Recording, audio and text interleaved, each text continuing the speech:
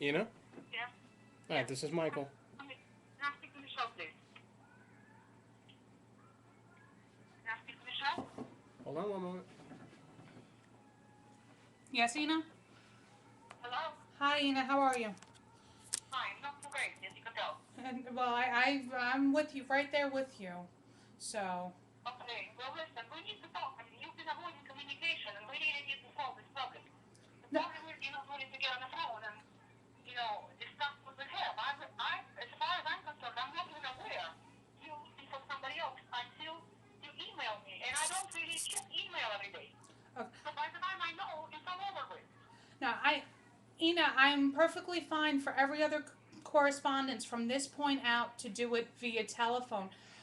March 28th, you had called me up. This was a day after we had moved in. You had seen the emails and how we had found the house. And you had told me on that point that you would appreciate all correspondences to be through email. And I figured it would be easier through email after you had asked that. Look, okay, look. But the point is, you telling me is that you're looking for somebody. That's not what I understand. To me, it's total shock that you even look for somebody when we already had this issue addressed. And what I don't know what you have been told. I have been told it's been sold and it's been happy. You have been happy. And No, the last thing I know, you basically giving me the facts after the fact. That's not how it's done. The issue here is not the money, but how you handle it. And please understand, I mean, you can't call anybody out of the blue. I don't know what the man done. Why you called me? You could have called me. If you're calling somebody, you could have called me. You're avoiding to call me. You have never called me when you call somebody from gas company. If you have reservations, we either solve the issue or move on, most of us. Okay? I don't need this aggravation. I have small children. I don't need this aggravation. well, Ina, I'm currently 35 weeks pregnant, and I have a 3-year-old also, so I can understand why you don't need that aggravation. I don't need it either. I But know, but look, but you're not willing to call and work it out. You look at emails you write to me, it's unbelievable. It's not a good idea to fight with your landlord. It's really not a good idea. I mean, besides the fact that I really like you to let you in, and you know it, I give you all kind of discounts I could. I gave you low deposit. Debt deposit. I gave you low rent. I mean, I really did. I had it out for you. And why run it? Why? it, I you, don't understand. Last thing you told me, you go into a war. I mean, I'm not afraid. You can go to a war. You have no leg to stand on. I mean, what you did is called unauthorized repair. And the issue hand is fairly small. You see what I mean? It's fairly small. But what I understand, the man told me, I mean, there's really nothing that could be done there. They placing pipes in the front yard, and that's not needs to be done. no, that That's the wasn't house. Ina. Okay, that's what I've been told, at least. And after that, you have never called me. The last time I talked to you was March 28th. March 28th via phone, and then the Not when healthy. It's not healthy. I blown my daughter's hand talking to you. That's how crazy you got me. I don't need this. We need to work it out or it's over, Michelle. no, I'm serious. Ina, honestly, March 28th, my husband via telephone conversation told you we had an issue with the backed up pipes. On the first one, you sent the handyman there. Here, he on the phone with you, my mother, my husband, and I, the three of us, along with my husband's buddy, were standing there as he was in the kitchen. He removed the U joint. He saw there was no clog, and he told you that the issue was beyond that point. It wasn't right down in the drain. No, he told He, me. Okay. No, he was not on phone. On the phone, I only told him what I want done. And after that, he was not. It's really hard to say who was saying what on the phone. On the phone, he only took my directions what I want done. After that, We were all. after that, he Ina, talked to me once he was done from the house, and he never came back. That's that. So he, what he you're took. saying is not true. It's not true, and it's really not the point. I don't want to argue this. The thing is that $98 is a question. I don't want to let you to deduct it for simple cause that you should have called me and told me I don't want to call a plumber. I have not been under understanding that you want to get a plumber. The thing is, what this plumber has done. And if you want me to pay for it, at least I need to be able to talk to a person before you pay him to see what is it that I'm paying for. You're telling me after the fact, 1 hour, 20 minutes, you're sending me work order. Michelle, you've been trying to avoid me on the phone. That's the result. Ina, You need not to avoid me. Listen, you need not to avoid me. We must sort the issue out. If there's no communication, there is going to be a problem. There will be problems. So you are asking me for something I did not get yet. I don't know if you even exist. Look at that receipt. You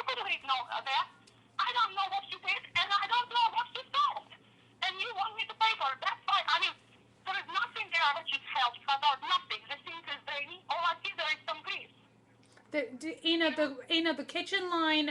I could have I could have the plumber call you up. His phone number is right on top of that receipt. You could talk to him. We found him off of Craigslist. His ad was on there. The plumber, when he went through, Ina, let me speak. Ina, I'm giving you.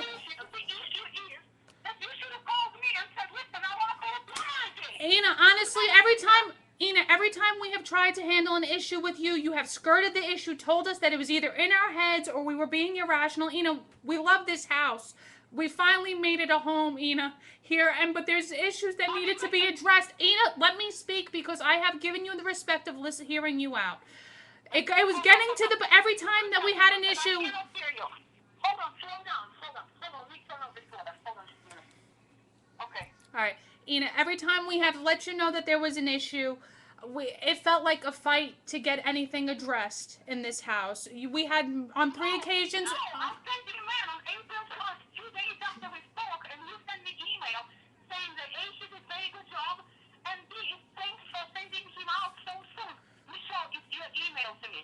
No, I know that's my email to you, but I also was there when the man was on the phone with you. I've already called him up, and he's already confirmed what he's told you to me.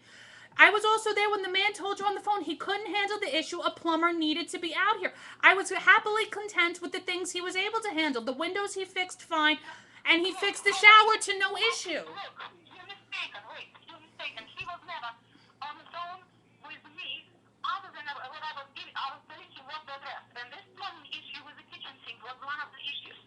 He looked at that and said, it's clear there is nothing to be done. No, he had called you. When the man had come to the house, he had asked... He called you from our phone. Yes, that's it. I honestly, Ina, I have the call record from my cell phone. He called you from the phone to discuss how things were going to get paid when he first arrived here. Because he had, and then he wanted to confirm it with you. As he was going through the house, he was on the phone with you on my BlackBerry. I have the phone records. Okay, Ina, that he was on the phone with you for about 20 minutes that morning. Yeah, what is it? What did she say that you think is different from what I understand? What is it? What's the point? The point is that I have three witnesses. I have three witnesses besides. Michelle, you are not in court. What's the point? What is your point? What did she say? And I understood it before you than you did. She told me there's something to done, and you are happy with his job. I don't understand.